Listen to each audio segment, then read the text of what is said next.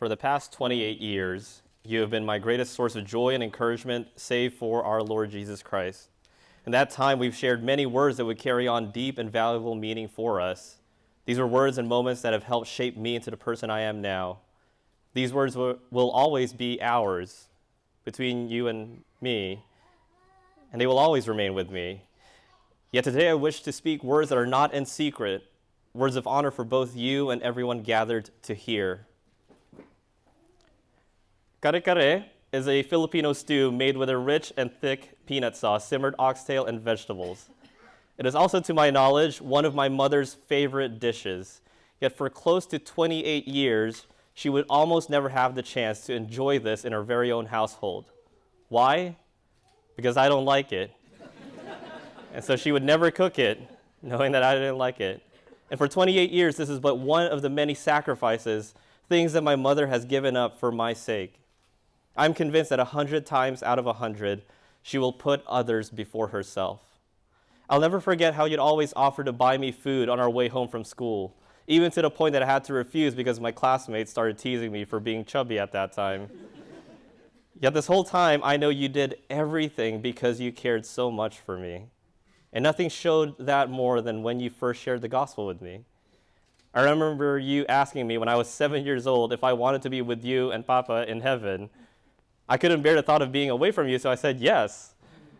I remember saying later that I hope, if the Lord allows, we would all just die together in our sleep because I didn't want to have to miss you. And in most movies or TV shows, they portray an Asian dad as someone who is cold and distant, someone who won't acknowledge your existence until you're a doctor or a lawyer. My father is different. You'd be able to tell right away if you heard what he said on our last trip to Disneyland. He said, let's just buy food there. My father is warm, kind, generous, and he's never afraid to hug and kiss his son. I easily cry at movies, and I know for sure I got that from you. You always taught me it's better to wait on others than to have others wait on you. So I'm very sorry if we always made you late to church. I know that moving to the United States while Mama and I stayed in the Philippines was one of the hardest things you ever had to do. I'm sorry if whenever you would call us, I would be on the other line playing video games when you were waiting all day, all week just to call us. I knew I was going to cry at this point in the service. Pop, promise me you'll keep dating Mama. Try a new restaurant or go back to old ones. You know how to go on the Yelp wait list now, so that should be easy. Promise me you'll be patient with her as her hearing gets worse. Be kind and tender towards her. And most importantly, wash her with the word. Ma, promise me you'll stay clutter-free. If you haven't used it in the past year, you most likely won't use it in the next year. Be warm towards Papa. Eat together, pray for each other, and inspire him to be more like Jesus. Looking back on the past 28 years, I couldn't have asked for better parents, for a better family, or a better story. You have loved me in so great a measure that my heart could only rejoice that the Lord would choose to deal so kindly with me. I hope I have honored you with these words. I look forward to continue to honor you with the way I love Deb and lead our family. I love you both, more than words can say.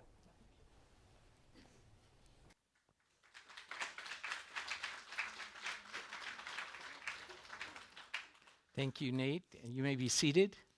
Nate is an only son, only child. You can tell. And he did predict last night he would cry at that moment, so you fulfilled your prophecy, Nate, so thank you. Deb, I would like you to now take an opportunity to honor your parents. Would you please stand? Mom, Dad, would you please stand? Whew. Not many children can say that they grew up in a complete family. And even less can probably say that they consider their parents their friends. Without trying to downplay those realities, I want to say that I know I am one of the few who are extremely privileged, and I do not take that privilege for granted. I know that it is only a gift of God's grace that I have the both of you in my life and that you are standing here with me today to support my marriage to the man that I love. Mom and Dad, thank you for loving me and raising me to be the woman that I am today. You were not perfect parents, nor did you ever claim to be, but thank you because you always did your best. Mom, we spent the most time together. You were my first theologian. What I know and believe about God, who He is, what He has done, and who I am in light of all that is thanks to you. When you selflessly work around the house, cooking, cleaning, arranging schedules, you teach me that our God is a worker and a God of order.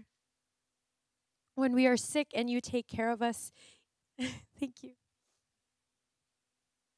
Even when you are tired from a long day, you show me that God cares for us and that He is a healer and He gives just enough grace and strength that we need moment by moment.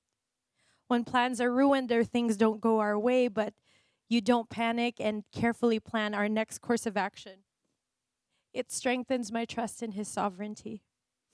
I will miss your cooking, our $5 movie dates on Tuesdays. I will miss your massages with all your essential oils whenever I have any sort of pain. And I will definitely miss hearing your prayers over me when I get anxiety attacks at night. Dad, thank you for teaching me how to walk in this world. There are quite a few people I know who wish their dad were more expressive and affectionate, but I'm grateful that you were always that way with Jared and I. You never shied away from telling us how you felt, embracing us, telling us what we were capable of, and supporting us while we chased our dreams, even if sometimes those dreams didn't line up with your dreams for us. Thank you for always listening to my stories, for teaching me how to drive a car on a stick, even though I forgot how to do it already. Nate's gonna fill in for you. For giving me my voice.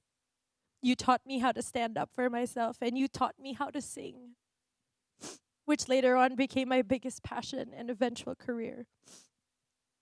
Thank you for protecting us and for providing for us. I'm going to miss calling you anytime there's something that needs to be repaired in the house. And I'm going to miss your breakfasts, even though I never eat them. You both modeled love and grace in our home, and I am excited for marriage because of your marriage and the way that you constantly served one another and submitted yourselves to Christ. My prayer for the both of you is that you would have a renewed sense of passion for dreams that might have been on the back burner for a while.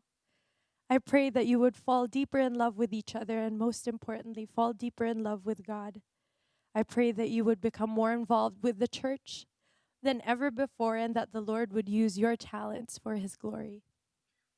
Most of all, I pray that you would be strong. For as long as I can remember, it's always just been the four of us together with my brother who's in Texas and couldn't be here because he's in the Navy. In everything, and I know that this day is bittersweet, especially now that Jared is away and you're giving me away. We always knew this day was coming, and as hard as it is knowing that you will have to share me from this point on, I want to reassure you both that this man who stands next to me and before you all is only here because of your prayers and the prayers of so many people in this room. It may only feel like you're losing me to the man that I love, but I want to reassure you that you aren't. Nothing will change the fact that I am your daughter and that I will always love you and I will always be thinking of you. And I want you to feel confident that you're handing me off to such a God-fearing, responsible man who understands this and will not stand in the way of our relationship.